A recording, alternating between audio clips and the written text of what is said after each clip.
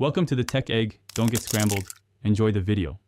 You'll begin in Settings to change the lock screen wallpaper. First, unlock the Phone and Open settings, then navigate to Display or Wallpaper. Menu names vary by one UI version. Tap Wallpaper and pick the lock screen option so you only alter that screen. Once done, you'll see preset options and a gallery choice.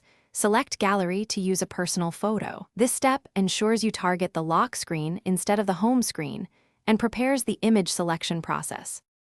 Now select the image you want. Choose from Samsung wallpapers for optimized fits or pick Gallery to use your photo. You can crop and reposition using the pinch and drag gestures to fit the lock aspect ratio, 16:9 or device native. Make sure to toggle motion or dynamic effects off if you prefer a static look, because animations can affect battery and visibility. Once satisfied, preview how it appears on the lock screen to confirm placement and legibility before applying. Finish by tapping Set as Wallpaper and confirm you chose lock screen only. After applying, lock the phone and check the new image. This confirms correct placement and that shortcuts remain visible.